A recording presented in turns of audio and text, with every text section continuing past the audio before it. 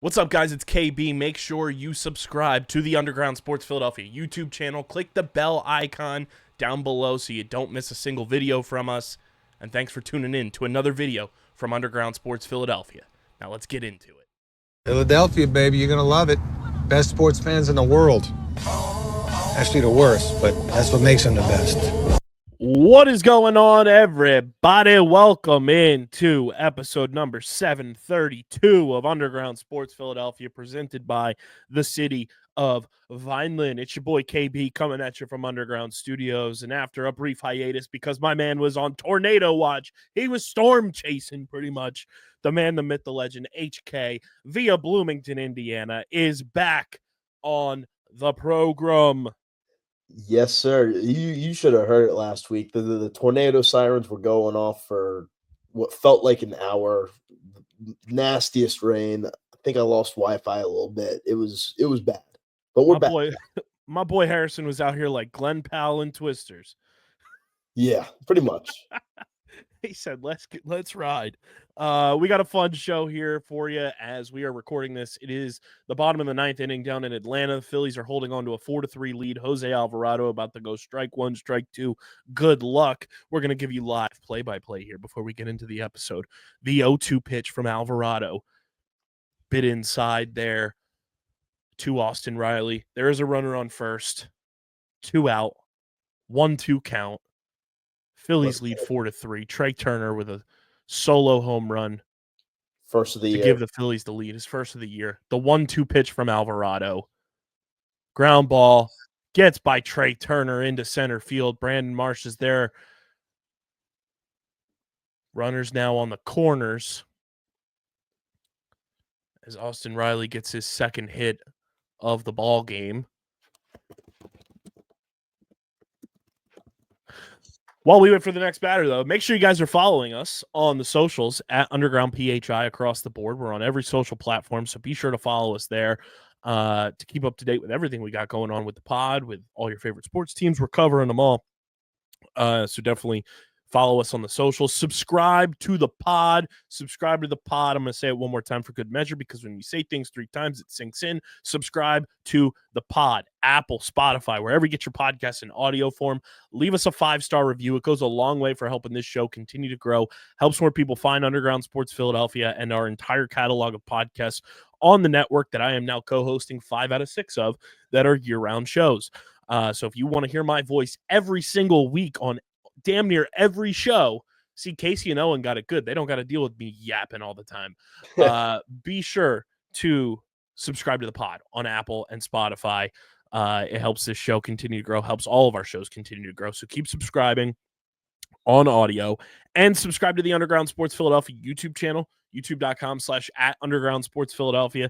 That is where you get full video episodes of this show twice a week, full video episodes of every show on our network, clips, shorts, live streams, original video content. We're at 1,052 subscribers. That means we're 48 away from our next 100 mark milestone. So keep subscribing, leave a like on the video, drop a comment in the comment section, and click that bell icon so you know whenever new videos go live. Jose Alvarado, the 1-2 pitch here to Sean Murphy. Swing and a miss.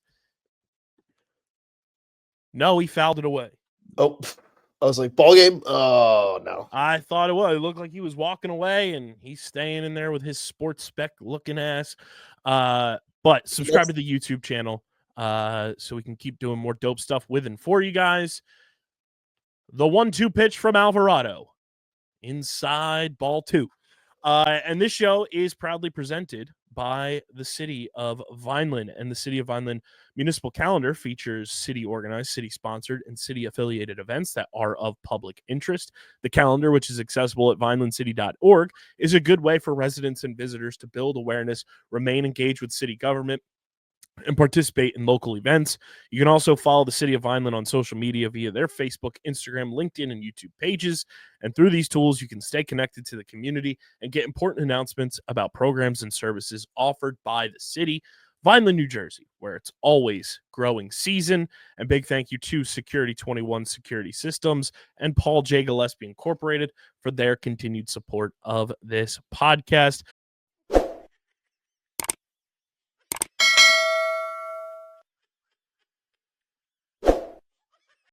I'm Mayor Anthony Finucci. If you're looking for the right location, think Vineland, New Jersey. Our pro-business approach is supported by financial incentives, workforce development programs, and other resources which can give your business a competitive edge. Whether you're starting a new business or expanding to new markets, our business environment, infrastructure, accessibility, and quality of life make Vineland an ideal location. More information about how we can help your business grow can be found at vinelandcity.org. Vineland, New Jersey, where it's always growing season.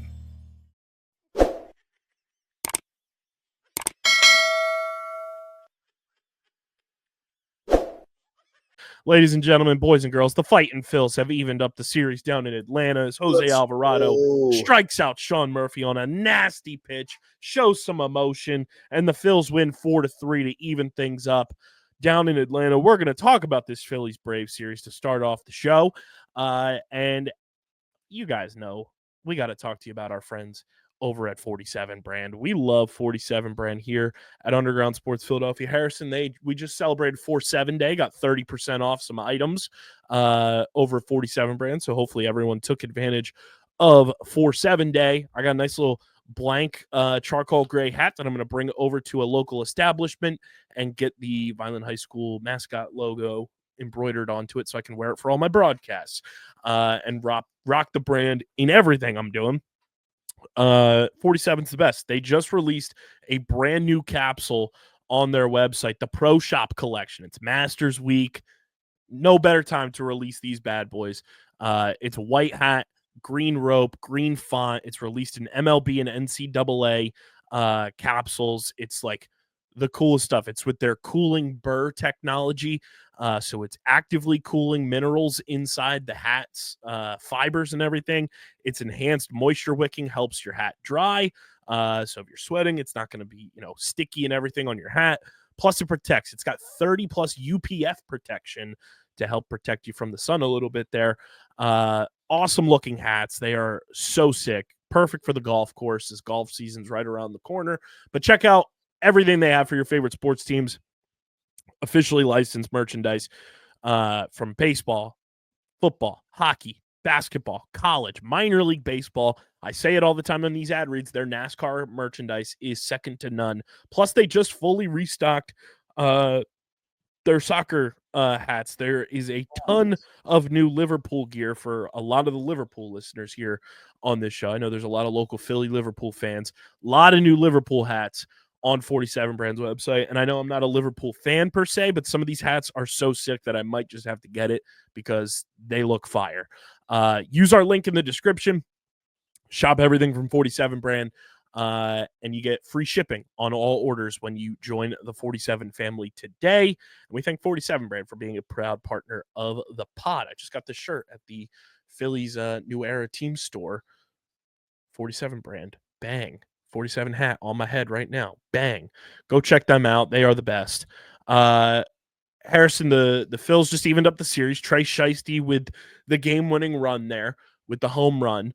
But let's start with, unfortunately, Tuesday's game. That was it reminded me how much the Atlanta Braves Stadium is a true house of horrors for this Phillies team. There's so much just annoying shit that happens at that stadium. Yes. I can't tell you all enough how much I really like Johan Rojas as a player. He's a phenomenal outfielder, does a lot of great defensive work in the outfield.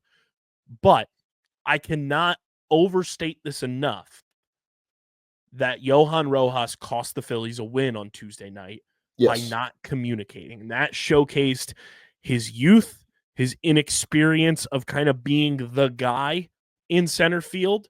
And he's got to be the one, even though Sosa is, his quote-unquote elder. Sosa's playing left field for the first time in his career. Yep. You as Johan Rojas are the center fielder. You're the quarterback of the outfield. You need to communicate with your teammates. And to have a play happen where that ball just fell right in front of Rojas, looking like it was something out of Wile E. Coyote and Roadrunner, just dropping in front of him. I was waiting for an explosion to happen or like an Acme Inc., giant, logo to pop out of nowhere. You need to be better. And that's just an inexcusable play. It cost you that game. It really frustrated me a lot. And I know it's early. I know it's April. But at the end of the day, if Rojas wants to have more playing time, he's known for his defense. You're going to get playing time a lot of the time if you're Johan Rojas in the situation the Phillies are in right now, based on your defense. Playing like that is going to cost you playing time. And I'll tell you what, a lot of people have been shitting on Brandon Marsh because he has been hitting well to start the year. Rightfully so. I don't think you need to go over the top like some people have, but it's fair to criticize the guy because he has not been good at the plate for the most part of this season. Mhm. Again, it's April 9th. I understand that. But you know who makes that catch in center field on Tuesday night, Harrison? 9 times out of 10 and probably 10 times out of 10, it's Brandon Marsh. Absolutely. Brandon Marsh makes that play because he communicates with his teammates and he lets them know, look, I'm right here. You back off. I'm going to make this catch. We don't need to both be fighting to make this play. And, it's part of the reason that, young players have these kind of issues in the MLB. He's still very young. He's still working out the kinks in his play, especially at the plate. But he's a defensive player. He should be making those plays 9 times out of 10, 10 times out of 10. That was an easy pop fly that he just let drop. And, the bats were alive yesterday. Kyle Schwarber was hitting one of the biggest dingers I've ever seen him hit, 462 feet.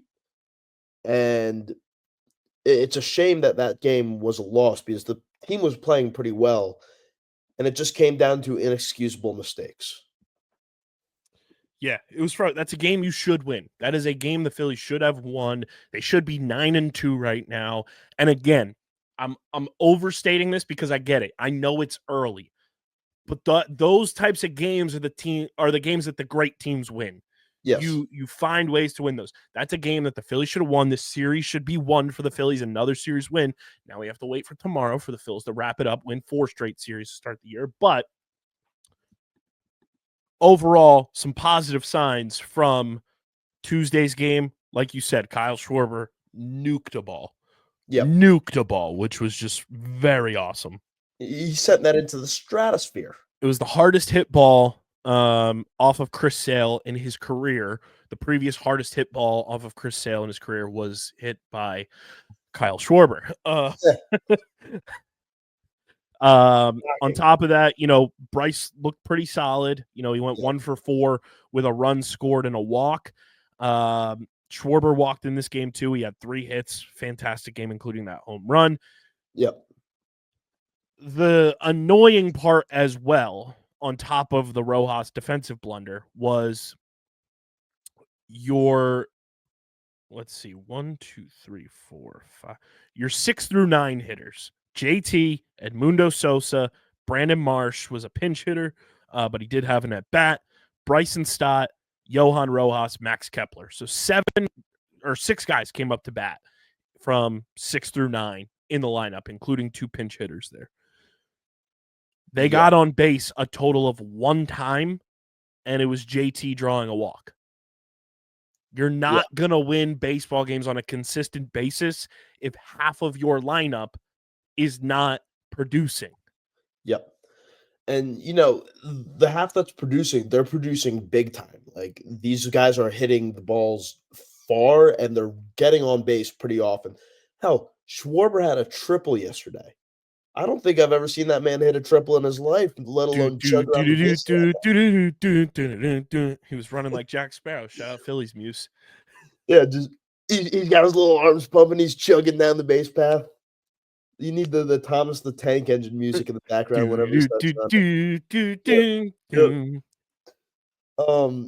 And Bryce is hitting the ball well. Castellanos is having, I think, the best start to a season we've ever seen him do in the Phillies pinstripes. And then you got Alec Bohm, who's should not be batting cleanup. He needs to be moved somewhere else in the rotation. Yeah, and then JT Realmuto, he has picked it up, but that slow start to the season really hurt him. And Marshy's got to get his head out of his ass too. It's painful to watch sometimes. Yeah, let's start with the positives here, because on top of Schwarber having a 3-hit day, Nick Castellanos came to play as well. He had 2 RBI in this game, went 3 for 4. Nick has been on fire to start the season. And it has been so much goddamn fun to watch as a Nick Castellanos believer, truther since day one. You guys know, if you're an OG of this podcast, we have been vocally adamant about this since 2021, and that's why the Castellanos family listens to the podcast. So hello, Michelle. Hello, Jess. Hello, Ryan. Nick's hitting 314 with 2 home runs, 7 RBI, 11 hits. He's got 4 walks, I believe, on the year, if I'm not mistaken. And one of those walks is a massive grand slam, which I was in the building for. And dude, let me tell you, I talked about it on Monday's show. He blew the non-existent roof off of Citizens Bank Park with that grand slam. Yes, it was unbelievable.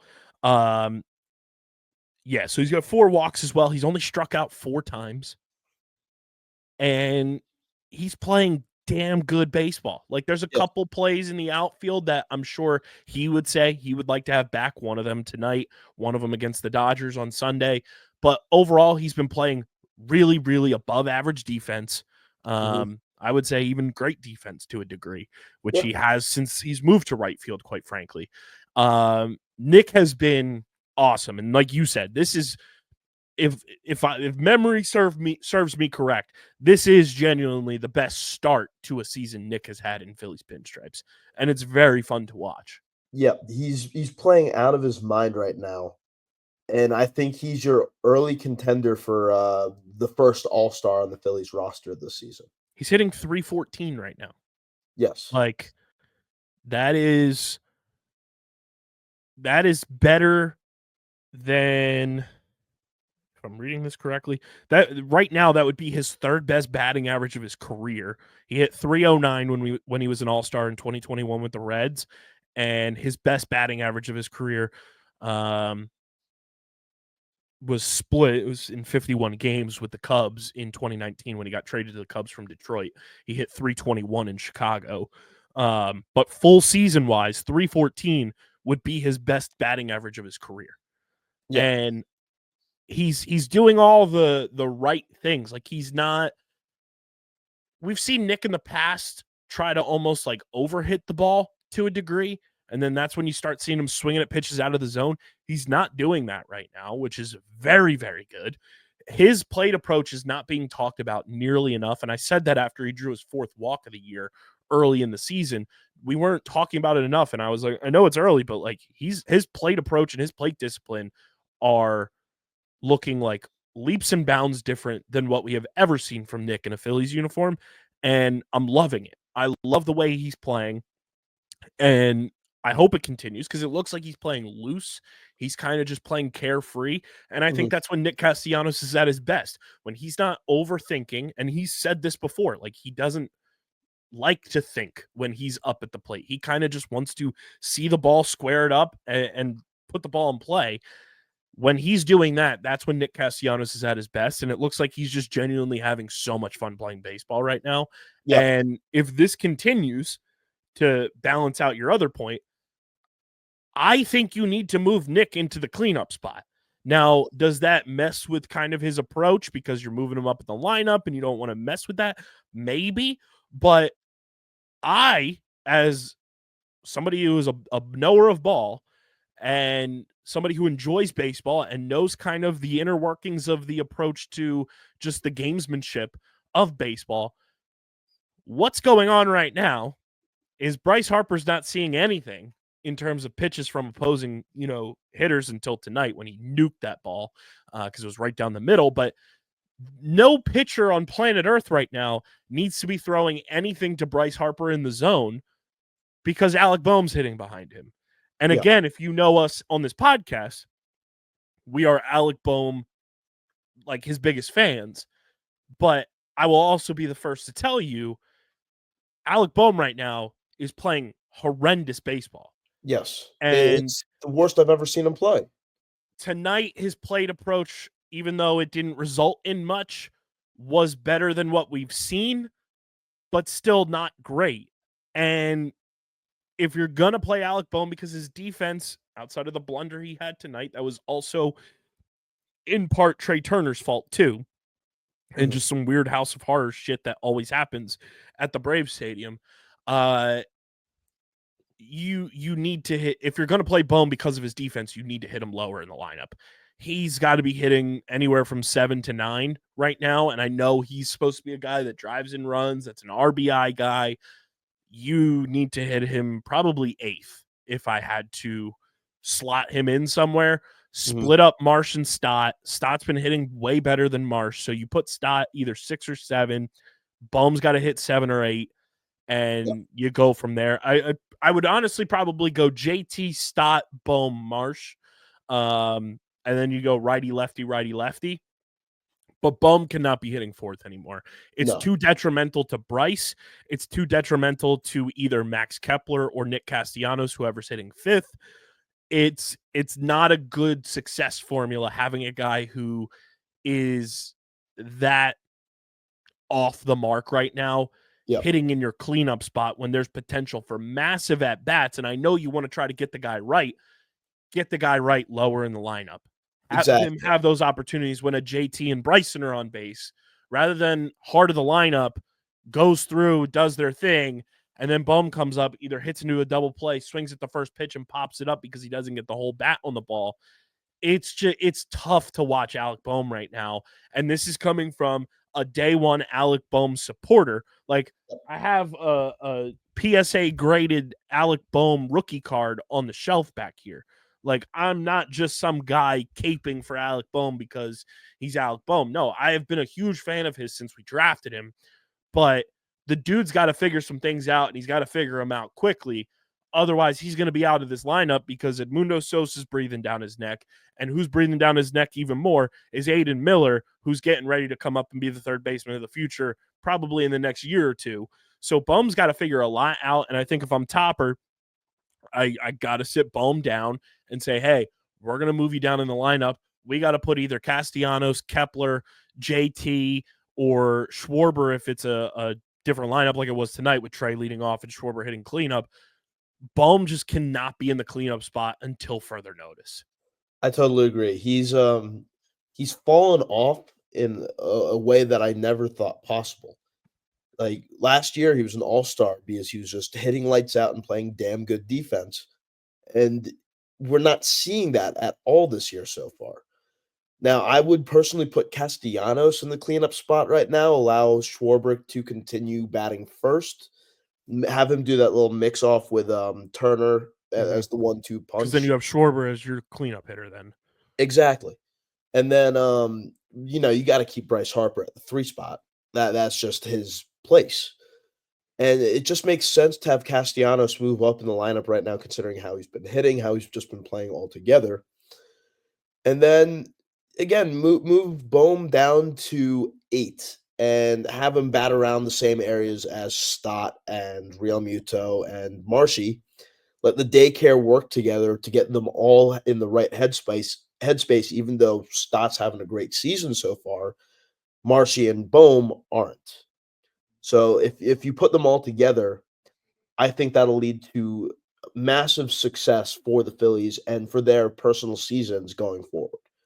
Yeah, you got to figure something out there. And then on top of that, too, with Marsh and Rojas, like, I know it's still early, but Justin Crawford's hitting the ever-living piss out of the ball at AAA right now. Yeah. It's not going to be long if he continues to do that before Justin Crawford gets called up and he's taking over center field duties. Yep. And that's a worry for both Marsh and Rojas, because I think if Crawford steps in, that's his position. There will be no taking it back from him. But I mean, on top of that too, like, Nick has been phenomenal, and like, that's what you want from a guy like that. Like, it's very clear, like, Nick can be divisive. A lot of people don't like, his lackadaisical approach in the media. They don't like how, like, he approaches interviews with press and everything. Like how he approaches interviews. He's so fun. He's the best, and I love what he does. Scooby-Doo's the best superhero out there. He's fantastic. And, they didn't like his preseason comments about, like, the pressure's a little less this year, and there's not really pressure on us, and people just took that out of context and completely wrong. I love what Nick's doing, and this is just further proof of, like, Nick is such a leader on this team, and I couldn't be happier for the dude to be off to this hot start to the season. And on top of that, tonight, back-to-back starts, shutout games for Taijuan Walker. Who would have seen it coming? Ty Weezy is pitching really well for the Fightins, Harrison. Yes, he is. He must have seen all the tweets and the Instagram posts and everybody just calling him out last year. He was like, all right, I understand it now. And just turned his game around. And he battled tonight. He battled tonight. 4 2/3, 5 hits, 3 walks, 5 strikeouts, no earned runs. That's what you want from Taijuan Walker. Like, I'm not asking every game for Ty to go out there and pitch 7 scoreless, give you 9 Ks and everything. That's not his game now. But if he can give you 4 2/3 to 6 innings every 5th day right now while Ranger's out, give you 4 to 6 strikeouts, 6 being at its peak, but 4 to 5 strikeout range, give up 3 to 5 hits like that, but not do any damage with those hits. Yep. That's fantastic. That is great pitching from Taijuan Walker. And Jose Ruiz had a tough go, tough assignment coming in. He got screwed by the ump with one of the walks that led to the Braves scoring 2 runs there when he came into the game. Joe Ross gave up an earned run as well on the home run, but Joe Ross didn't look too bad. He pitched an inning and 2/3, and I think Joe Ross is going to be one of the more underrated Phillies in this bullpen. I agree. And then Jose Alvarado comes in, gives up 2 hits, but gets 2 strikeouts and slams the door shut with an inning and a third. I mean, this is what the Phillies needed when Taijuan was out last year, for somebody to kind of like level the waters. Like, they didn't have that 5th starter every day going. But now this is back-to-back games that Taijuan Walker has pitched. The Phillies have won that game. And now you get to flip the rotation a little bit as you move forward into Thursday's game, where I believe it's going to be Jesus Luzardo on the mound tomorrow for the finale. I'm going to double check that so I don't sound like a big dumb dipshit. Yes, it's Jesus Luzardo versus Spencer Schwellenbach.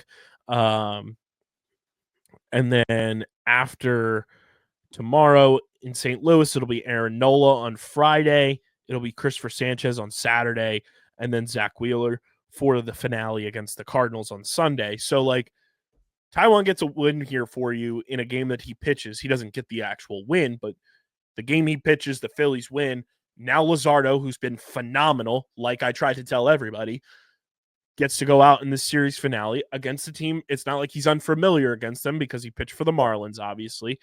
And now, this is a good test moment. Like, the Phillies did their thing against the Dodgers. That was a massive, massive series litmus test. Now you get to do it against like your biggest rival of the past couple of years and stick it to them at home and make their season that much more of a living hell. As the Braves sit at 2-9, you can hand them their 10th loss of the year, improve to 9-3 by winning tomorrow night's game. Stay another game clear of the Mets, who have been playing really good baseball so far, as they're 8-4 and only a half game back of you. And just continue to roll as the month of April progresses. Yep.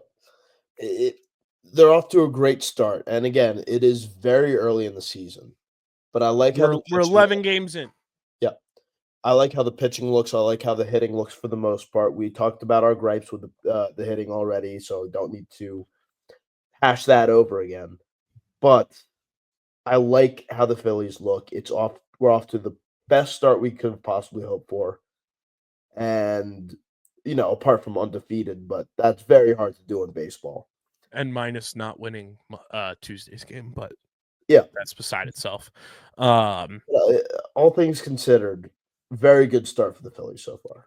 It broke on Sunday night when I was recording, which was unfortunate, but I do have to address it now that you're on. The Vladdy Jr. dream is dead. Yeah. To which I have now said, because I think the one gripe I have with this Phillies team now is it feels like they're about 2 arms short in the bullpen. Yeah. Jordan Romano has been very, very bad.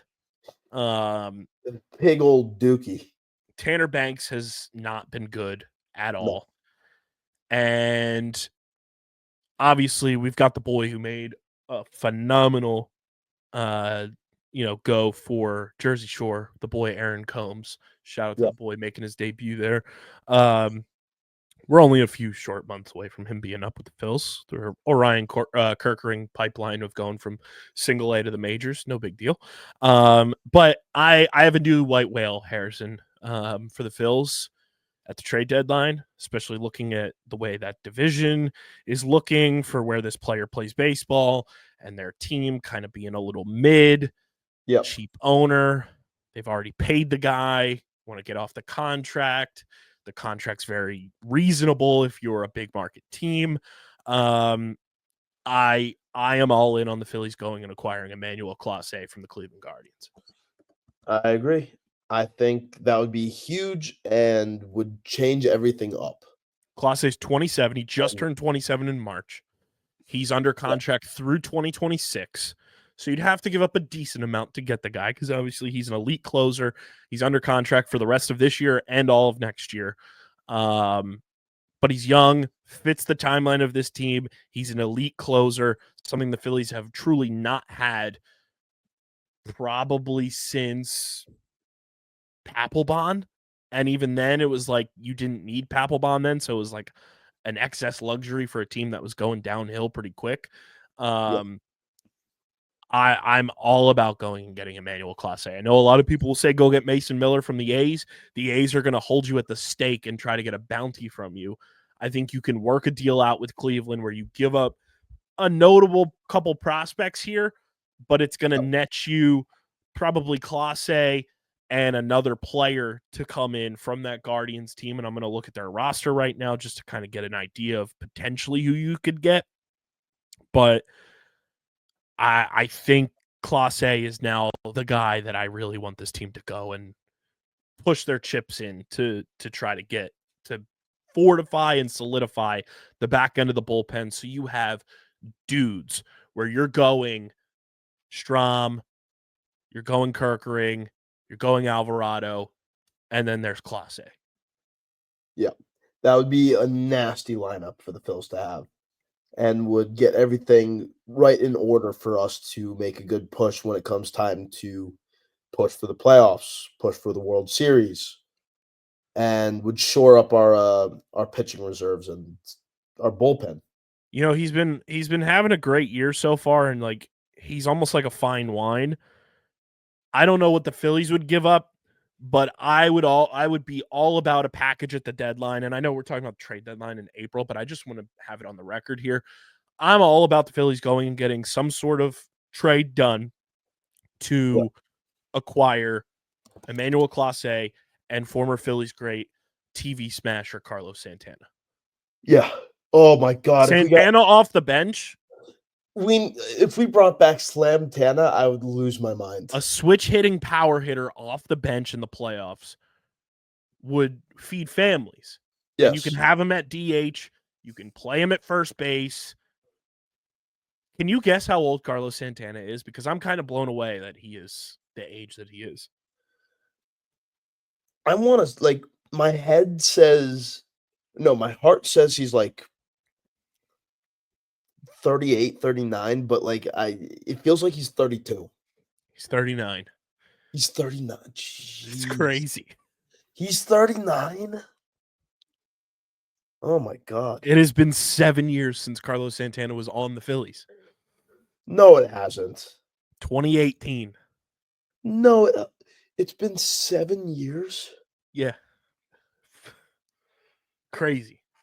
Oh, but tell me Carlos Santana would not be so fun in the playoffs for this team and down the stretch. Yes. Big pinch hit moment, Carlos Santana. I need him, and I mean, I want us to go out and bring back Rhys Hoskins, honestly. I would like that too. It feels weird every single time seeing him in a Milwaukee jersey. He needs to be back in Philly. There's this trend on TikTok going around that gives me chills every time because I'm such a theater head. Yeah. They're putting like it comes to me as Phillies because that's my algorithm, but it's like Phillies like highlights over top of Hamilton. Okay. And it's the one where it's like they're talking about how many articles and like documents that they wrote in X amount of days. And there was one, and it was, these guys were tasked with hitting 500 home runs. They hit 678 over 10 years or something. It was like Rhys Hoskins didn't re-sign after however many he hit. JT hit this many. And then it cuts to all these fucking Bryce Harper highlights. And it's like Bryce Harper hit the other 336. Yeah. And then it just cuts to the breakdown of the Hamilton song. And I get chills every time. The TikTok digital creators of video editing blow my mind. Yeah. They're off. They're awful, and honestly, it's insane. It's so sick.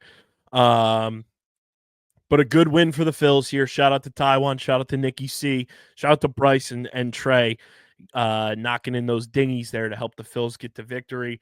And then you got the series finale tomorrow. It's a night game, which is weird on a Thursday, but apparently because of the parking situation in Atlanta, they don't have that many day games there. Mm-hmm. So tomorrow, 7:15, Schwellenbach versus Luzardo. How impressed have you been by Jesus Luzardo? I know, you've known him from pitching for the Marlins and everything, but, as a true sicko, I knew how good he was going to be. How impressed have you been now getting to watch Luzardo pitch for the Phils? Man, he's blown me away. He's just incredible. He comes out in his first game, gets 11 Ks, and then pitches one of the greatest innings I've ever seen in the regular season, especially so early in the year, against the Dodgers in his second start for the Phillies, his third start for the Phillies? That was his home debut. Home debut. That seventh inning, he dug himself into a hole and then clawed his way back out of it. That was a pure fight and exactly what you hope for when you think of a Phillies pitcher. And I'm just blown away by how good he is. It's shocking to me. And he's awesome. Seeing his family in the crowd after that seventh inning performance will stick with me for a long time. It was really dope. I'm excited to see him pitch in a big series, finale here with the series all tied up at 1 apiece now. Phil's looking to win 4 straight series to start the year, which takes us, Harrison, to the MLB and NL East run differentials. It's brought to you by our awesome merch partners at PHI Apparel Company. Guys, if you want to stand out in the crowd, you're going to CBP, you're hanging out, tailgating, you're going to watch the game at a bar, you're watching at home, you're going to Subaru Park to watch the Union, you're going out Wells Fargo Center, wherever. Stand out in the crowd with PHI Apparel Company, the official home to Underground Sports Philadelphia podcast merch. They've got the best Philly merch in the game as well. So support the Phils, the Eagles, the Flyers, the Sixers, the Union. Get Philly-centric merch or get your official Underground Sports Philadelphia podcast merch as well. Go to phiapparel.co. Use code Underground to get 10% off your next order from our friends at PHI Apparel Company. Again, that's code Underground for 10% off at phiapparel.co, the official home for Underground Sports Philadelphia podcast merch. Stand out in the crowd, everybody, and rep your favorite Philly sports podcast. Harrison, we start in the NL East, and this is the fun part about this, because I think this is the first time you've gotten to do it this year, if I'm not mistaken. I think so. So we will go with the NL East. We'll start with the first place Phils. They're 8-3. I will give you either the runs scored or runs against, and then you will attempt to guess their run differential. Okay. Would you like the Phillies runs scored or the Phillies runs against? Give me the runs scored. The Phillies have scored 54 runs, which is the most in the division so far. Okay. So I'm going to guess their run differential. I'm going to say obviously they're going to be positive. I'm going to say they're going to be positive 18. So close. They've given up 39, which puts them at a plus 15. Damn it. Oh. If Johan Rojas would have caught that ball, they'd be at plus 18. God. Right there. All right. We move to the New York Mets, who are 8-4, half game back of the Phils. Would you like their runs scored or runs against? Give me their runs scored.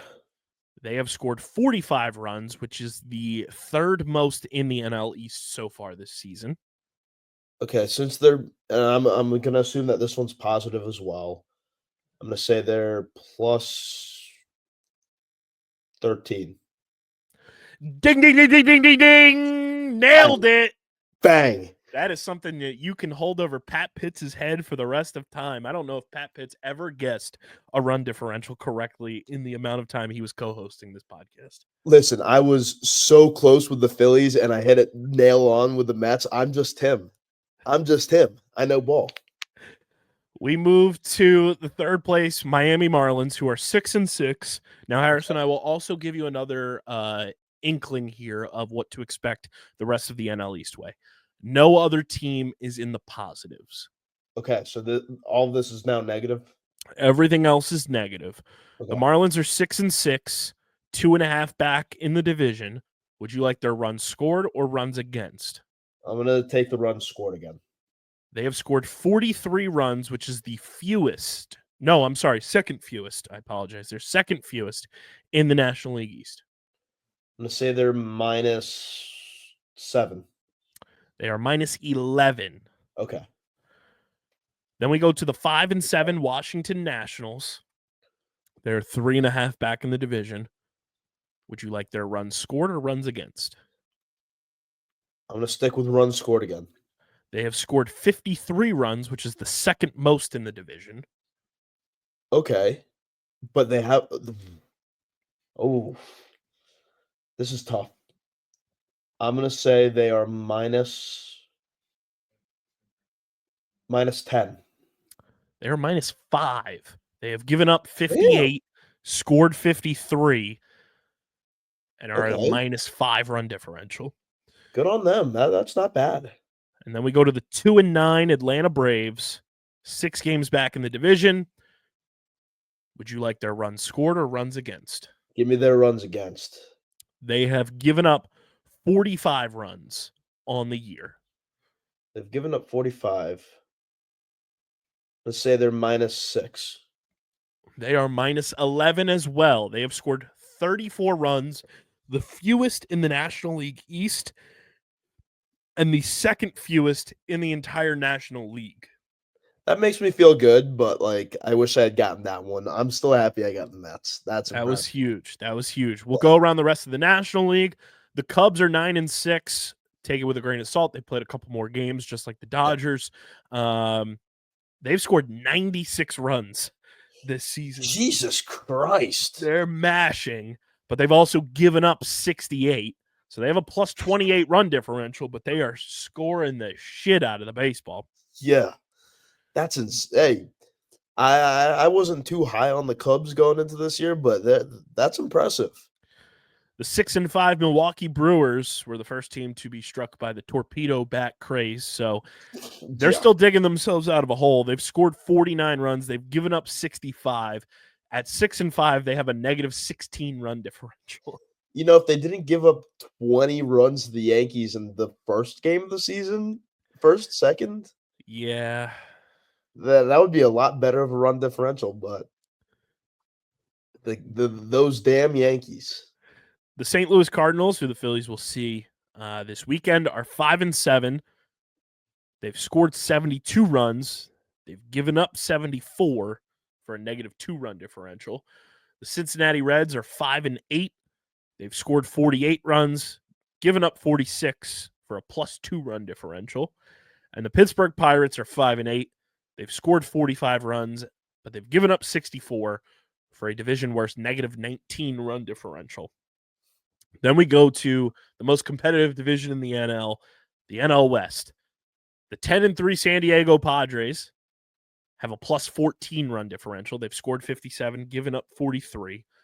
The San Francisco Giants are 9-3, have scored 57 runs as well, have given up 39 for a +18 run differential. The Los Angeles Dodgers are 10-4. They've scored 69 runs, given up 54 for a +15 run differential. The Arizona Diamondbacks are 7-6.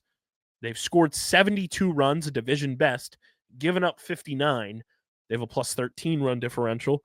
And the 2-8 Colorado Rockies, the Derpy Dragon in the Dragon meme, have scored 31 runs, given up 49 for a -18 run differential. So the worst run differential in the National League right now belongs to the Pittsburgh Pirates at -19. Good Lord. And the most runs surrendered in the National League right now belongs to the the St. Louis Cardinals at 74. Okay. 74 runs in 12 games. So That's that's insane. just optics to be on 1K runs surrendered watch.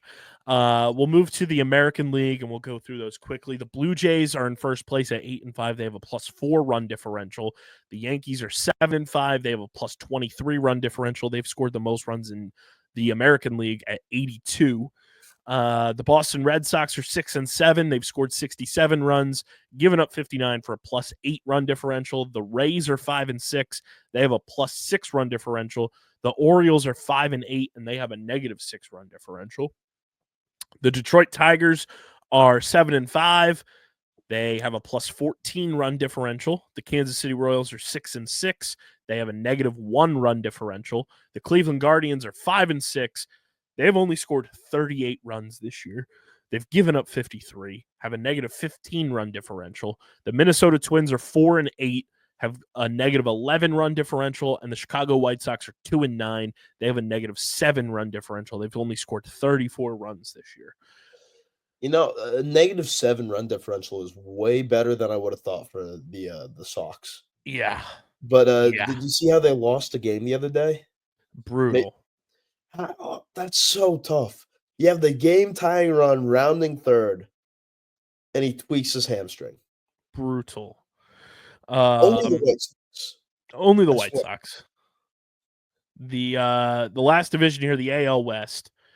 The Texas Rangers are 9-4. They have a -8 run differential. Make that make sense. They're 5 games above 500, but have a -8 run differential. Their expected win-loss is 6-7, though, so they've squeaked by in a few of those games there. The LA Angels are 7-4. They have a -1 run differential. The Houston Astros are 5-7. They have a -10 run differential. The Oakland A's, and yes, I called them the Oakland A's, are 5-8. Oakland. Yep. They have a -17 run differential. And the Seattle Mariners are 5-8. They have a -15 run differential. So, Harrison, the AL West, every team in the division has a negative run differential. Good Lord. What a division. What a division. So there is your NL East and MLB run differential breakdowns brought to you by PHI Apparel Company. And now we go to the Platinum Plunk standings update brought to you by Kenwood Beer, the official beer partner of Underground Sports Philadelphia. It's a refreshing light beer, just 4.1% ABV, 120 calories, just 8 grams of carbs. Go to kenwoodbeer.com. See who's got Kenwood Beer on tap in the Philadelphia, New Jersey, Delaware, Pittsburgh, and Maryland areas. You can also find Kenwood Beer at your local liquor stores in those markets. Again, that's kenwoodbeer.com. Must be 21 or older to do so. And of course, guys, please drink responsibly. We start, Harrison, with the Platinum Plunk standings for the Major League team leaders. We have a tie between two teams in the same division. Uh-oh. The New York Yankees and Toronto Blue Jays are atop the leaderboard for overall team standings in the Platinum Plunk right now. It makes sense for the Yankees. I could see pitchers being very mad at their hitters for using the torpedo bats and introducing them, the rest of the MLB, to the torpedo bats. Which is so funny because actually the torpedo bat was around last year, even during the playoffs. Francisco Lindor used it down the stretch for the Mets. And a bunch of other guys were using it too. It just got super publicized, I guess, because it was opening weekend. Opening weekend, and you dropped 20 runs. what was it? And it's the Yankees. Runs? Yeah, something crazy. It was Aaron absurd. Judge hits 3 home runs. 9 home runs in a game. It was nuts. And for the first time in MLB history, you have 1, 2, 3 first pitch swinging on each of them. That's so funny. The Yankees and Blue Jays have been hit by 8 pitches each as a team. That checks out. And then we have a 5-way tie for second. Good Lord. Okay. All have been hit by 7 pitches. And that includes the Baltimore Orioles, the Chicago Cubs, the Kansas City Royals, the Los Angeles Angels, and the Seattle Mariners. So people really just don't like the AL East, it seems like. Good take. Good take. Then we have another 5-way tie with hit by pitches of 6. And that is the Cincinnati Reds, the Colorado Rockies, the Houston Astros, the Minnesota Twins, and the New York Mets. And then we go to the league average tie, which is the league average is 5 hit by pitches so far this year.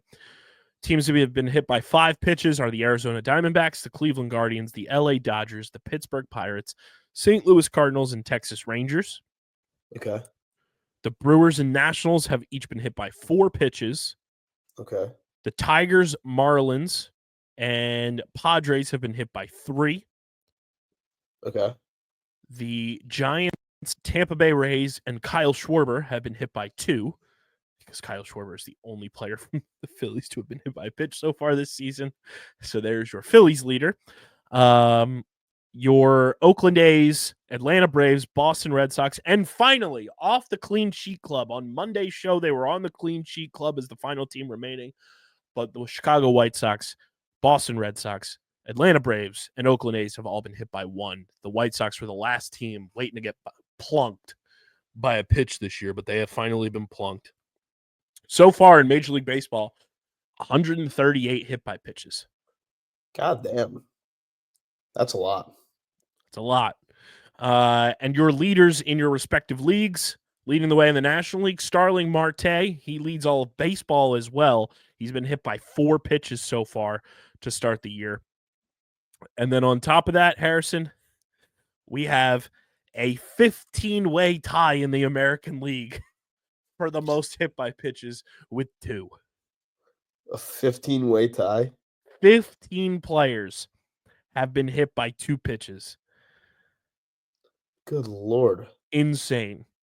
Those players include Isaac Paredes, Ty France, Willie Castro, Jorge Soler, Jazz Chisholm, MJ Melendez, Luke Raley, Jeremy Pena, Julio Rodriguez, Brian Rocchio, Adolis Garcia, Alan Roden, Cedric Mullins, Bo Bichette, and Andres Jimenez, who is a prolific hit-by-pitch player. He was a leader in the pack last year as well.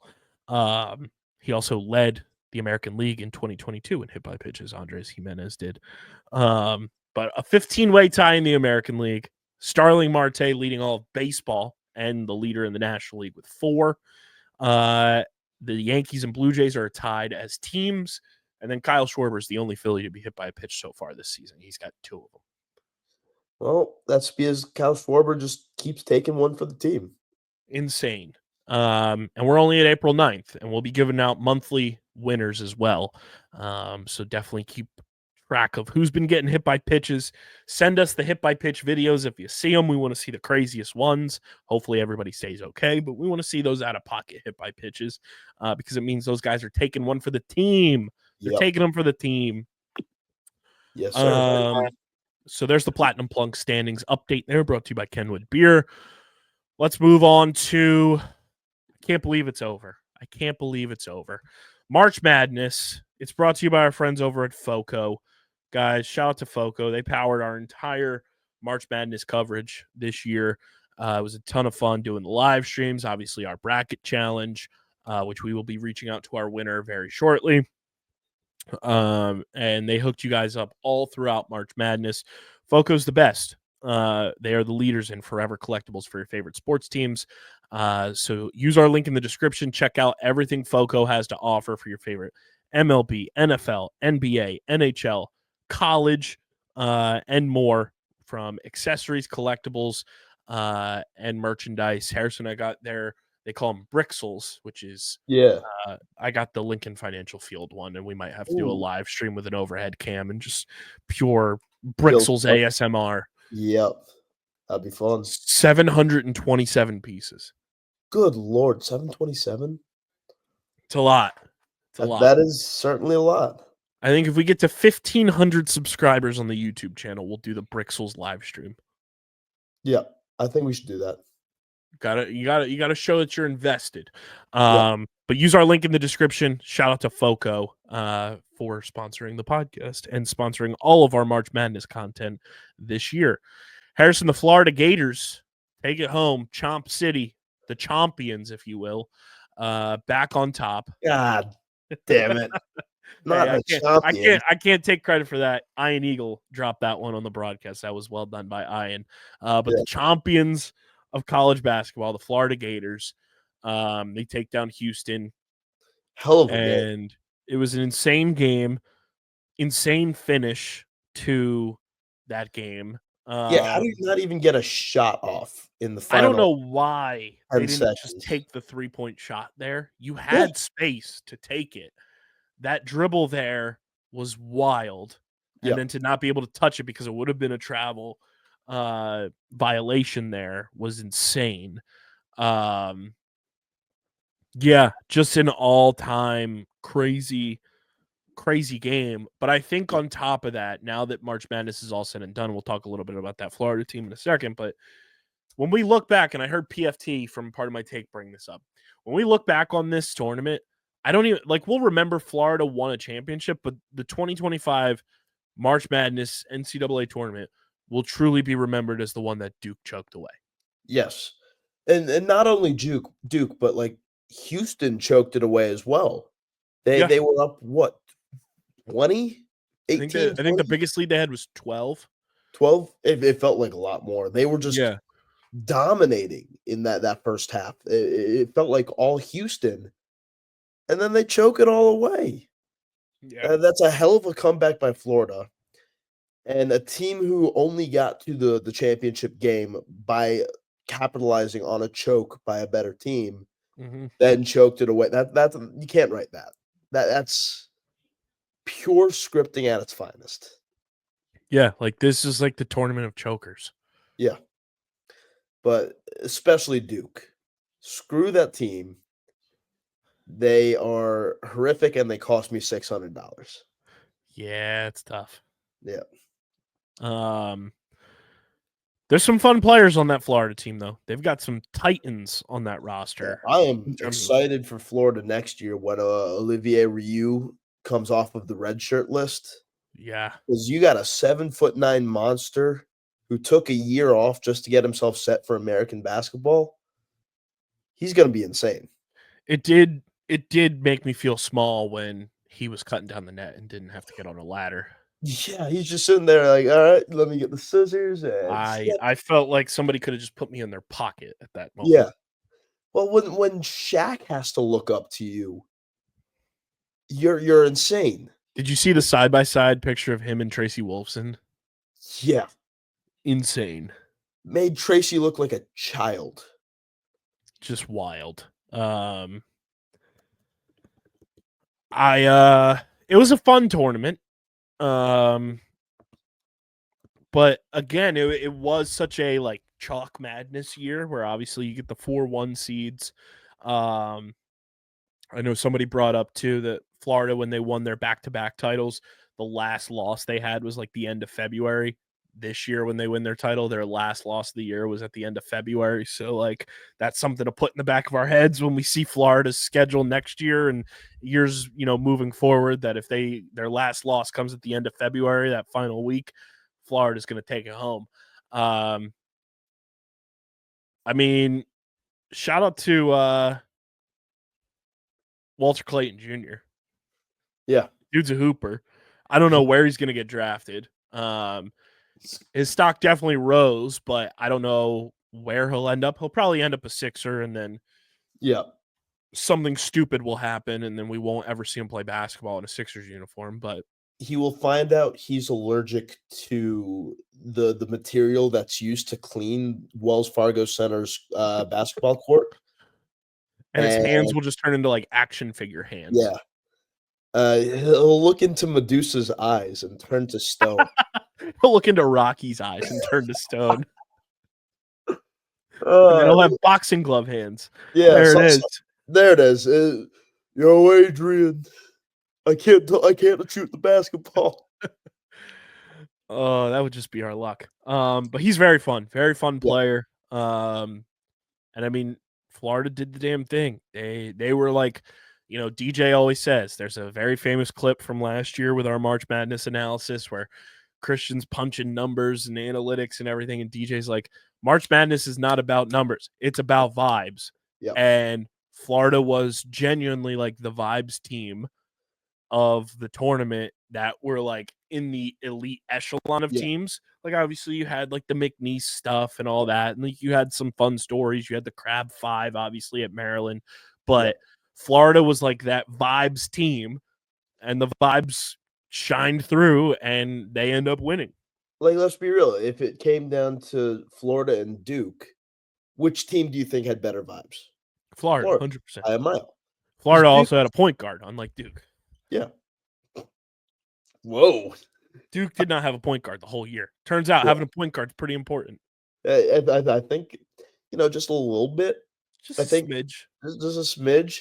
They had the opposite problem of the early 2006ers. Yeah. Who had their point guard, but didn't have everything else. Yeah. So Florida goes into the rafters, national champions. Todd Golden, very good coach, in my opinion. I think he is going to be very, very good for a long time. And Florida literally went like the gauntlet to get to the national championship game. Like they did the ladder almost, where they took on the 16 seed, then the 8 seed, then the 4 seed, then a 2 seed, then 2 1 seeds. Wait a minute. I saw something on Instagram earlier today that I want to point out after March Madness. Let me see if I can find it here. But it was some very interesting statistics about something from a couple years back. Here it is. January 2008 and January 2025, right? Ohio State represents the Big Ten in the NCAA Championship in football. Same thing happens in 2025. February 2008, February 2025. NFC East, New York Giants upset 3-time Super Bowl winning quarterback Tom Brady in the Super Bowl. NFC East, Philadelphia upset 3-time Super Bowl winning quarterback Patrick Mahomes in the Super Bowl. March 2008, March 2025. All 4 number 1 seeds reached the Final Four that is played in San Antonio. Just copy and paste that into 2025. April 2008, April 2025. Defending NL East champion Philadelphia Phillies open up the season with Washington. Copy and paste that from 2008 to 2025. October 2008. The Philadelphia Phillies are World Series champions. October 2025 hasn't come around yet. I like the way this is going because as soon as I saw all 4 1 seeds were playing in the Final Four, I said the same thing about 08. I was like, just observing. I like that there's more data behind it. I am kind of upset that because I just looked it up because obviously we'll be talking about it in a little bit too. He's retired now, but the guy who won the 2008 Masters, I was like, is he playing in the Masters this year? Trevor Immelman is retired and he's now a broadcaster, but that would have been immediate. Oh, he will be. It was immediate. I was like, I'm betting on whoever won the 08 Masters to win. That's good data. Just observing. It's interesting, isn't it? It's very, very interesting data. Good data. But yeah, Florida literally did the ladder. They beat number 16 Norfolk State. They beat number 8 UConn, number 4 Maryland, number 3 Texas Tech, number 1 Auburn, number 1 Houston. So they literally went like the gauntlet there to battle through. The only thing they didn't do was play a 2 seed because St. John's lost in their side of the bracket. But unbelievable job by Florida. Shout out to Walter Clayton Jr. and the rest of that squad. They had themselves a time. And it's crazy that March Madness is already over. I know. It felt like it was starting yesterday. This is also your reminder. You have about 10 and a half months to get your sick time in and your PTO in for March Madness 2026. Get that in. You have about 10 and a half months. This is your weekly reminder there. Also, nothing to do with the show, but I'm just seeing like all the clips. Have you seen any of this stuff coming out from Pat McAfee's big night going on in Pittsburgh? No, I haven't. Oh my God, dude. It's like full-fledged like fucking festival going on inside the PNC, wherever the Penguins play. Yeah. Jelly Roll was there. They had a sumo wrestling match. Shane Gillis is there. Wiz Khalifa is there. Snoop Dogg is there. It's Good insane. Lord. It's all insane. This is a Wednesday night. It's wild. But speaking of the Masters, it's Masters Week, and it's brought to you by our friends at Devereaux Golf. We love Devereaux. It is truly a golf brand that is hatched from my brain and my aesthetic. I love Devereaux. We're going to be at the Truist Championship next month. I'm going to be rocking Devereaux with Stevie Mac there. It's truly like the coolest golf gear you could imagine. Their entire capsule, the journey to Georgia, is live on their website. It is some of the sickest merchandise out there. Harrison, they have a hat that I think is right up your alley that I could see you wearing while you're bartending. It's literally just a green hat, and across it, it says Peachy. Ooh, wait, let me It says Peachy. Let me find that. Their Journey to Georgia collection is stunning across the board. Definitely check all of that out. It's just peachy. It's just peachy. But Devereaux is the best. And when you use our link in the description, you'll get 15% off your first order from Devereaux by using code WELCOME15 at checkout when you use our link in the description. Again, WELCOME15 at checkout when you use our link to get 15% off your first purchase from our friends at Devereaux Golf. And our Masters coverage this year is going to be brought to you by Devereaux. Harrison, I know like we're not like the biggest golf guys in terms of like analysis and statistical breakdowns. And if you want all of that, you can go listen to me not be that on the Get in the Hole podcast with Stevie Mac as we have our full Masters preview out now. But the Masters is like one of those things that like kind of just transcends the sports world, and like the casuals will watch. The nobody who cares about golf will watch the Masters. It's just one of those things that is like truly one of the best sporting events of the year. And I'm so excited for the Masters. Like, I can't wait to watch. Like, there's just so much intrigue around this year's tournament. And, you know, Rory's going for the Grand Slam. Scotty's trying to repeat. There's a bunch of I think golf is at its best right now because there are so many variables and so much parity in the sport where anybody can win at any given week now. It's not being dominated by, golden era Tiger Woods where he's only got a couple guys that are battling with him competition-wise. There's a good handful of 50, 60, 70, 80 plus guys at any given week they can win a tournament.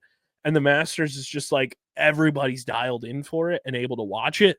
And I think the Masters is just one of the coolest like vibes tournaments because the food menu is so cheap.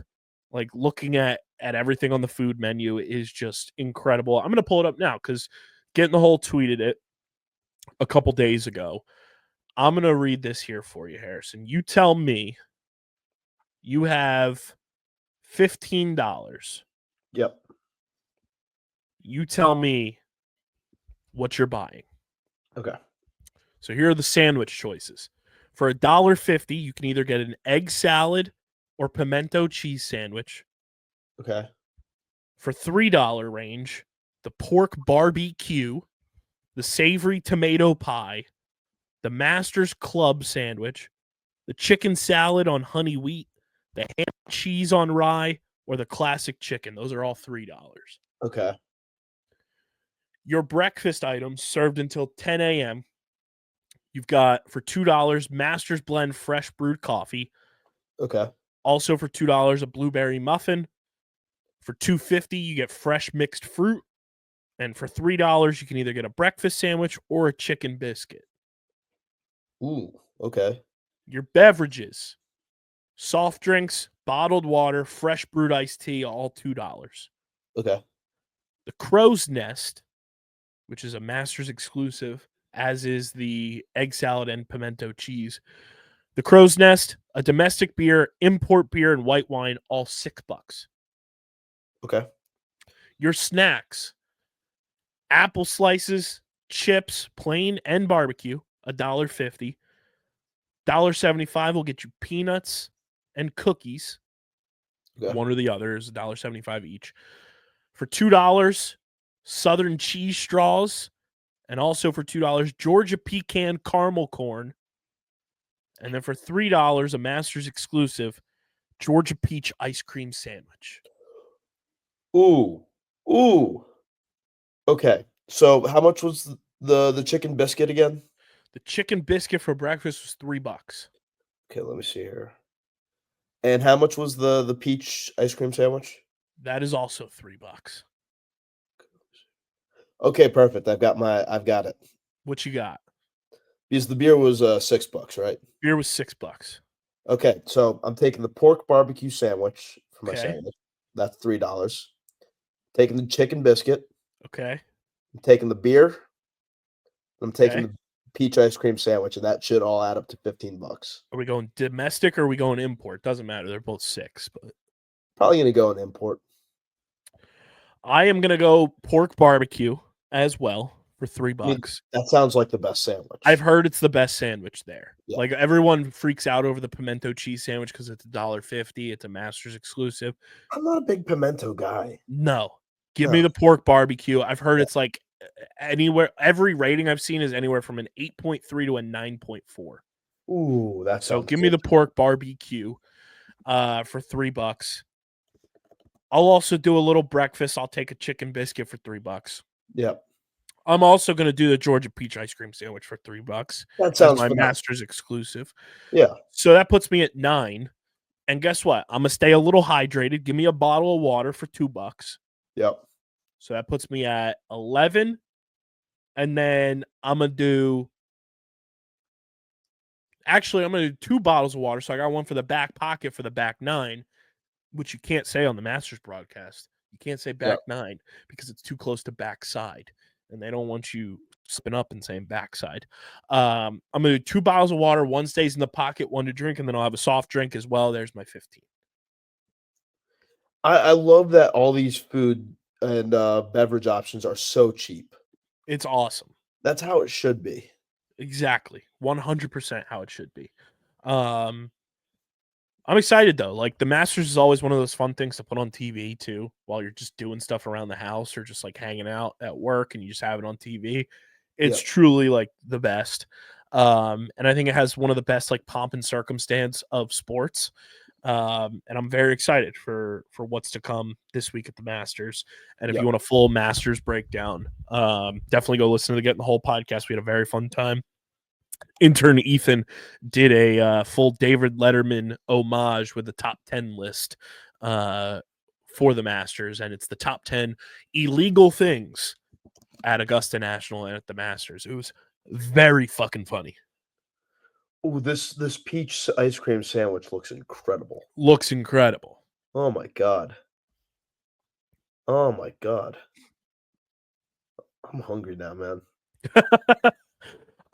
Very excited for the Masters. We'll be covering it, like the highlights and everything on the show. But getting the whole, we'll be doing a bunch of in-depth stuff there. So definitely check that out as well. You can also catch the Masters, Harrison, the third and final round on Paramount Plus. That's the best part about golf, is that all of it is available on Paramount Plus. Don't miss out on the third and final rounds of the Masters down at Augusta this weekend. Streaming on Paramount Plus on CBS. Use our link in the description to sign up for Paramount Plus so you don't miss out on any of the action down at Augusta National. See who gets crowned Masters Champion 2025 this weekend.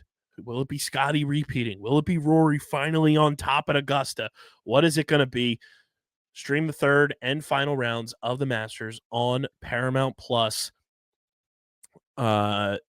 It's truly the best. Live on Saturday and the final round live on Sunday at 2 p.m. Eastern with the Paramount Plus with Showtime plan. Sign up, link in the description, get started today, and don't miss out on any of the Green Jacket action with our friends at Paramount Plus. Last bit here, just a fun little segment that we wanted to break down because it came across the timeline, and we're just talking some fun stuff here to wrap up the show. LeBron James is getting his very own Barbie doll. Hell yeah, he is. Everyone is probably listening. If you haven't seen it, like, what are you talking about? Well, LeBron is the first ever male athlete to receive a Barbie, air quotes here, because not real quotes, but quote, Kenbassador doll. Barbie said they are recognizing his positive impact on culture, style, and community. I got to say, number one, say what you want about LeBron and whether or not like you're a fan of his or not. This is really cool. I think this is one of the coolest like things that like an athlete can get immortalized with is like such a global and iconic brand like Mattel and Barbie to say, hey, you have had such a positive impact on culture, style, and community. We're going to immortalize you with your very own Barbie doll. I think that's so badass. So shout out to LeBron for getting such a really awesome achievement, the first ever male athlete to do so, which brought to mind before we were recording today, Harrison, I said, you know, LeBron's getting a Barbie doll. Yep. What toy would you want to be immortalized with if you were ever approached, for whatever reason, to have a toy created in your name, image, likeness and put on display and for sale for the whole world? So mine came down to two really fun ones. You know, one of the most classic things in sports is to have a bobblehead of your favorite athletes. So that was one of my big thoughts. I was like, I'd want to be a bobblehead and just be like, boy, have my head bobble in and about. But also, I have a very fun car. I have a 06 Miata. It's very fun to drive. How cool would it be to have a transformer of your own self transforming into your car? That would be cool. I could be wearing like it's red, so I could be wearing my IU football stuff or my IU lacrosse stuff, even better, with my number on it, and then I could turn into my car. That'd be sick. I like it. I had one initially, and then it spawned in my brain of what I actually would want. So I also have two. I'll start with the one that I had initially. Yep. I think it would be so sick if somehow, some way, I had a Pokemon card.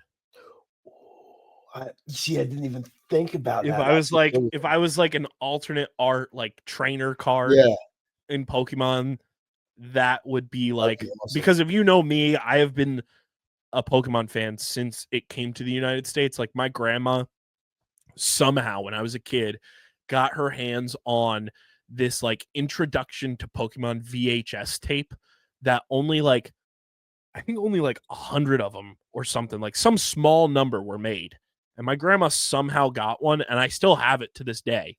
And it's literally like the voice actor of Ash's mom, dressed up like Ash's mom, talking to like kids about what Pokemon is and introducing it to an American audience. So like it's like one of the first pieces of like Pokemon like content that ever hit the United States. It's insane. So I've been a huge Pokemon fan since. And when I was a kid, when I was in 4th grade, I had a project where we had to make like a time capsule box that we were supposed to open the night of our graduation from high school. I still have not opened that box. I don't know why. I brought this up to my mom a couple days ago. I was like, I still haven't opened that box. Where is it? I want to open it. Yeah. I remember one thing that I put in that box, though, Harrison. To this day, I remember putting it in the box.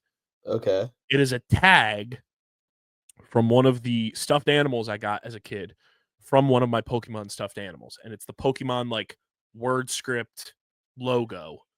Yeah. It has, like, a red shiny border around it, yellow Pokemon font and everything, just the Pokemon logo that you would see on any Pokemon toy. I remember putting that in there when I was in 4th grade.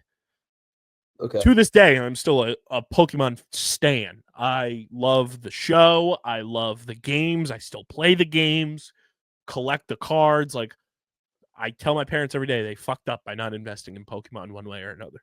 Like, if we had Pokemon stock, we'd be the richest humans alive. Yes. So if I got a Pokemon card, that would be awesome.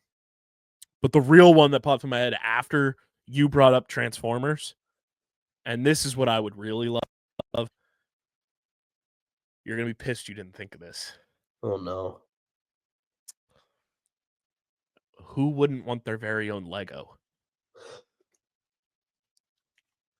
Oh, son of a bitch. I should have thought of that. That's so good. Who wouldn't want their own Lego? A custom Lego of yourself.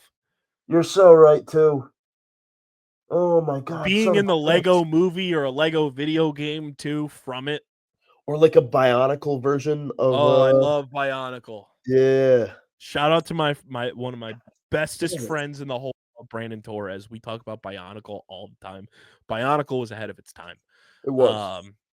But if I had my own Lego, and then like I could be an extra in the Lego movie, in a Lego video game, I could play as myself. It would be the honor of a lifetime to have a Lego created in my name, image, likeness. Give me Lego KB. Yeah. And if there are any graphic designers out there, because we don't deal with that AI bullshit. No, there are any graphic designers out there or artists who would be able to draw myself and Harrison as Legos, slide in our DMs, please. Yes. Slide in our DMs, because that would be sick. But yeah, I would want a Lego of myself or a Pokemon card, which would be like the ultimate like business card too. It's like, hey, you ever seen me on my card? There you go. As you can see, I do +2 damage for every round that goes by with me on the playmat. I love it. I love it. So you can either leave us a voicemail, speakpipe.com/undergroundsportsphiladelphia, or leave us a comment in the YouTube comment section. Let us know what toy you would want to be. Get unique, get creative. We want to hear what toy you would want to be turned into in honor of LeBron getting his very own Barbie. Harrison, you were also bringing up some theme park stuff, and we've talked theme parks on this show a little bit. Obviously, we're big Six Flags fans. Six Flags Great Adventure, we want to do a podcast at Six Flags this summer. Can we please set that up?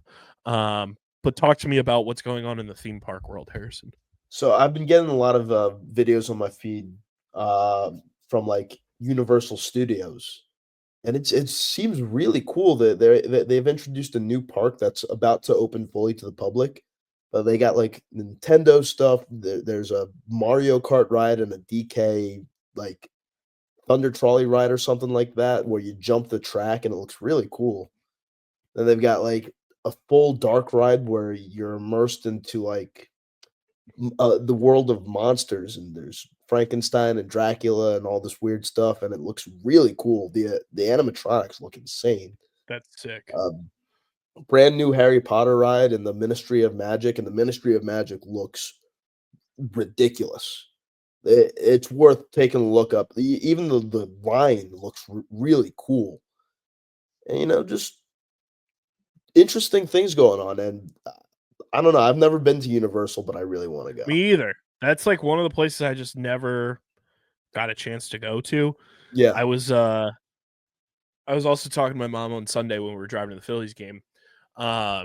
She was like, for my 70th birthday, so you have 6 years to plan. I was like, why are we waiting that long? She goes, I want to go to spring training. I was like, Mom, I want to go to spring training like next year. Why the fuck we gotta wait? I was like, 7 years. How about for next year? I was like, I have friends who live in Florida who have openly said, shout out to my boy Tyler and shout out to Vicky, the best, who said like I could stay with them and then we do like a couple stadiums down there for spring training. Yeah. Like she was like, well, I'm coming. And I was like, yeah, why the fuck are we waiting 7 years, 6 years to go to spring training? Get the fuck out of here with that. But yes, this is like Six Flags. We need to do some sort of like partnership with Six Flags, man. Absolutely. I just continually, and I'm going to pull trigger on this very soon. The season pass for $85 is ridiculous. The steal of a lifetime. Yeah. So we need, if anybody out there knows a connection with like Six Flags marketing team or whatever, hit us up. Like, let's do something. Because I want to do a show at Six Flags in front of Skull Mountain. Like that would be like bucket list for the show. Yep. And one more little fun news and notes thing that I found while perusing the internet via ESPN. The Yankees' Bellinger has decided to swear off chicken wings after he got food poisoning. Yeah, but then he posted on his Instagram, I think it was yesterday, round 2, and it was a giant plate of chicken wings. Oh, Cody. I quote tweeted and I said, I need Cody Bellinger next on Hot Ones. Yeah. Well, Saquon was on the Hot Ones, and that was a great show. Yeah. But it just goes down in a long line of humorous baseball injuries, because I swear to God, baseball players cannot get injured in the normal way. They have to Freddie do Freeman got hurt in the shower. There was that Rockies player who fell up the stairs while carrying deer meat. Well, there's a guy that the like big darts guy. Yes. He just got hurt because he put his shirt on the wrong way. He hurt his neck by putting his shirt on. I was like, he would hit 40 home runs if he played baseball. Yeah. I love non-contact sports in the sense that you're not like actively hitting each other constantly. Like darts is clearly a non-contact sport, but baseball is like iffy on contact sometimes. But I am going to put it in the realm of non-contact sports for this. So funny. You get the funniest injuries of all time in non-contact. It's the best. Sports. Like, oh no, you tripped walking up the stairs after eating too many pancakes, and now you've got a torn hamstring, out for 6 weeks. Which also, you can also leave us a voicemail or a comment in the YouTube comment section with the wildest and most obscure injury you've ever sustained or someone you know has ever sustained. Yes. Please do, because I've got quite a few that I can bring up. We might also put that as like an Instagram question to ask people too. Look, I can get the ball rolling here. I was playing football with my dad and brother my freshman year of high school in our front yard. And my dad lobbed up a pass for my brother, and I deflected it and, jammed my finger a little bit. I was like, you know what? I just jammed my finger. It ain't nothing too serious. Wrestling starts in a couple days. I can't have any focus on anything but that. So I play my hockey game in Atlantic City that night, come back. 3 days later, the swelling hasn't gone down, and apparently I fractured my finger just deflecting a pass in my front yard with my dad and brother. I'll add mine. I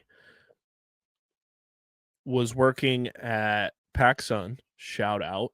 And I was folding jeans over on the old denim wall. Someone asked for my help, so I go and turn to put the jeans down, but I didn't like pick my legs up. I just like turned, and my body was like, buddy. And mind you, I was still in like peak form. Like I was still swimming a couple days a week when this went on. I was in college, but it was like still like I was in like peak physical form. I turn, fall over. I fall on the ground. Harrison, my knee was like, this is how your knee should be. My knee was this way, dislocated, popped out of the socket, pointing left like a fucking compass arrow, pointing to the North Star. And I'm on the ground.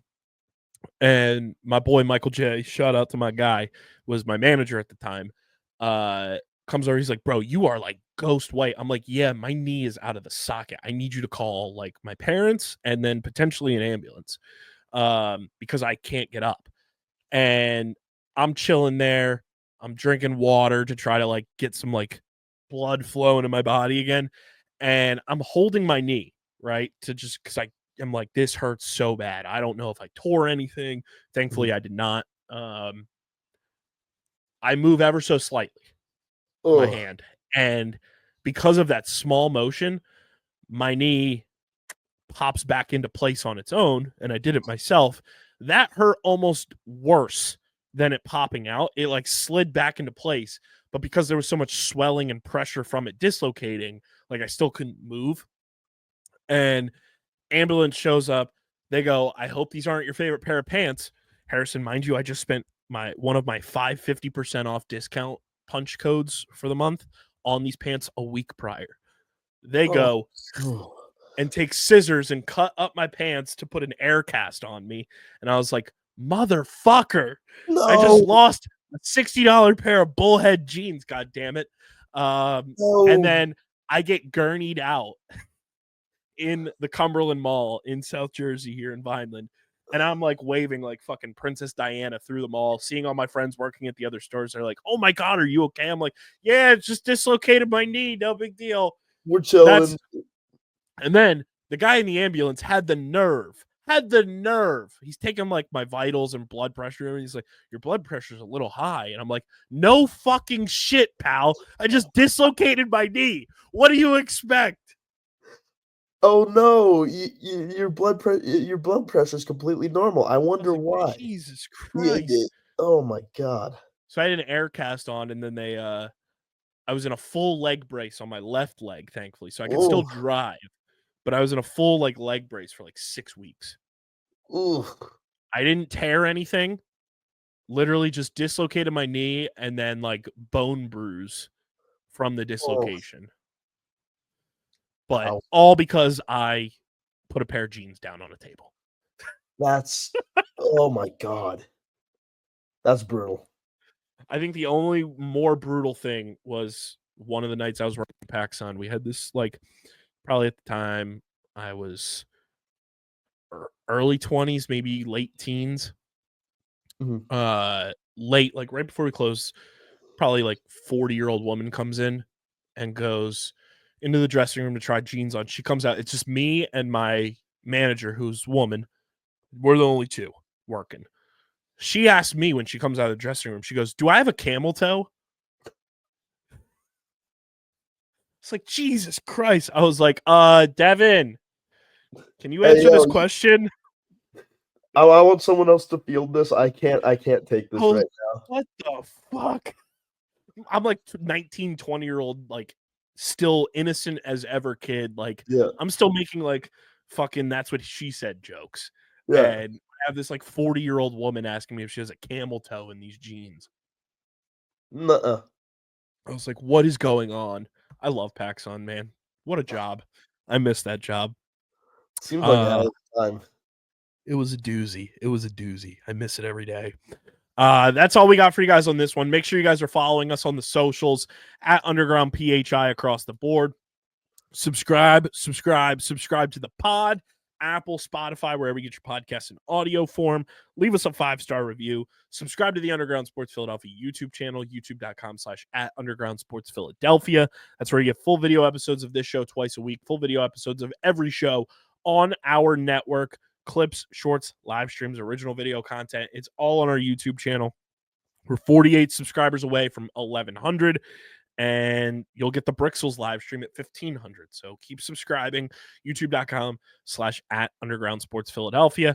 And this show is proudly presented by the city of Vineland. And guys, whether you're a company looking to expand, relocate, or you're a new business startup, selecting the right location is critical to your success.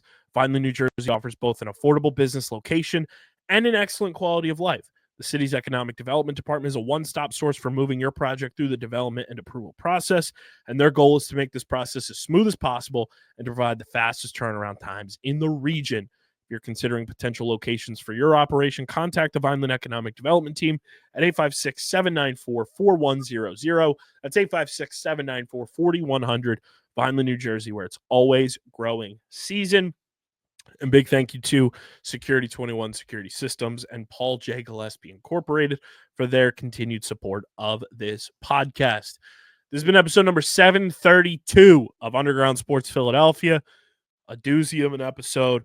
Let's go win another series tomorrow, Phils. Let's get our act together. Let's score some runs. Let's pitch well. Let's keep the Luzardo train rolling. Let's get a dub. Enjoy the Masters. And I'll be back Sunday night breaking down not only this Braves series as a whole, hopefully a series win against the Cardinals over the weekend as we gear up for another homestand at CBP against the San Francisco Giants. It's going to be a fun one. And the Miami Marlins. But for Harrison, I'm your boy KB. Enjoy the weekend of sports. And I'll catch you guys on Monday. But until then, we're getting the heck up out of here. We're signing off. Peace.